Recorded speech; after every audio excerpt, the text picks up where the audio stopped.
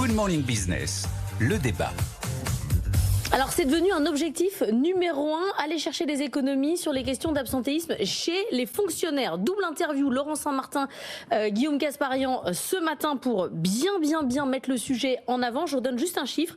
En 10 ans, le nombre de jours d'absence est passé de 43 à 77 millions. C'est une hausse de 80% chez les fonctionnaires. C'est quoi le problème, Nicolas ? Alors, personne ne va oser mettre des mots très dérangeants qui consisteraient à dire que quand on est dans la fonction publique, on peut se la couler douce et qu'on ne pourrait pas le faire dans le privé. Maintenant, il y a le problème, c'est que d'abord l'absentéisme explose, mais explose partout, dans le privé comme dans le public. Vous regardez l'histoire de l'absentéisme sur longue période, c'est une courbe à peu près droite, où public et privé sont à peu près au même niveau. Et puis il y a Covid, mais vraiment il y a Covid. 2019-2020, le truc part en vrille totalement, mais c'est vrai que là l'écart se creuse entre les agents de la fonction publique et les agents du privé. On est à 14,5 jours par an en moyenne pour un fonctionnaire et à 11,6 jours par an en moyenne pour un agent du privé. Donc il a été décidé de faire ce qui a toujours fonctionné. On utilise le signal prix. Et le signal prix, ça peut être dans tous les sens. Alors, la RATP a lancé en 2022, on n'a pas encore le résultat, une prime de présentéisme. Vous venez, vous êtes récompensé. De la même manière, la ville de Romans-sur-Isère, dans la Drôme, a lancé en 2017, donc là on a du recul, une prime d'intéressement et de performance collective. On regarde si vous êtes absent et on regarde en plus si le boulot que vous faites, les usagers sont contents ou pas en faisant des enquêtes. Eh bien, on voit que effectivement cette prime a réduit l'absence des agents de Romans-sur-Isère. Et en fait, on est en train de faire avec une main plus douce, exactement ce que les Italiens ont fait en 2008. Et les Italiens, en 2008, ils ont décidé de faire à peu près la même chose, mais ils sont allés même un petit peu plus loin. Ils ont dit non, mais là, l'avis du médecin, ça suffit pas. Maintenant, il faut qu'il y ait un contrôle de l'avis du médecin. Bon, ben, effectivement, ils ont eu des résultats. On parle des petits arrêts, hein. Oui, ils ont eu des les cancers, c'est pas ça, c'est pas les congés maternité, c'est des petits arrêts. Alors, la réforme de 2008 en Italie a fait que la réduction des absences a été de 49%.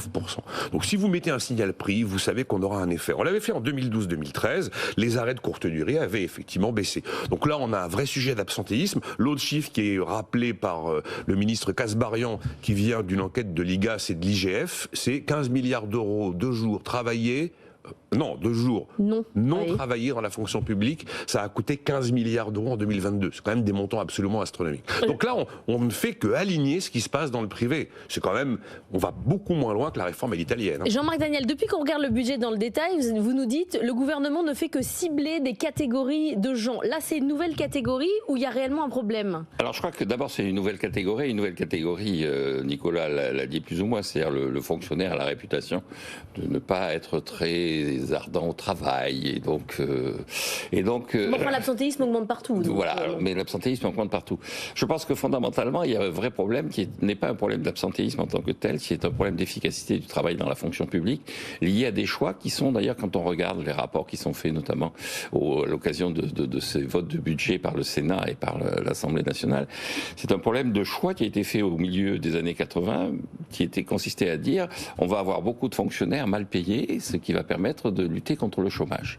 Or là, maintenant, depuis 2 ou 3 ans, la tonalité est de dire avoir beaucoup de fonctionnaires mal payés, c'est beaucoup de gens qui effectivement cherchent à éluder le travail.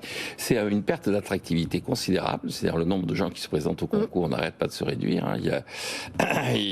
Lorsque cette stratégie a commencé, au milieu des années 80, il y avait entre 16 et 20 personnes par place offerte qui se présentaient au concours. Maintenant, on est à 5 personnes qui se présentent au concours. Et donc, il y a des pans entiers de la fonction publique qui n'arrivent pas à recruter parce que les gens qui se présentent en plus n'ont pas le niveau requis pour exercer les fonctions qu'on leur demande. Et donc je crois qu'il y a une réflexion qui est une réflexion autour de cet absentéisme qui consiste à dire il faut avoir plus de travail par individu pour avoir moins d'individus et à la fin effectivement pouvoir mieux les payer. C'est-à-dire que l'idée fondamentale c'est que partager le travail ça sert à rien. Ça sert à rien. L'utilisation de la fonction publique comme moyen de lutte contre le chômage non seulement n'est plus d'actualité parce que le chômage n'a plus l'ampleur qu'il a pu avoir. Mais ça fait du mal. Et en plus, ça fait du mal parce que le service qui est derrière n'est pas rendu. Alors, par rapport à ça, je crois qu'il y a deux solutions. Engager une vraie baisse des effectifs de la fonction publique avec en face une amélioration des conditions de rémunération.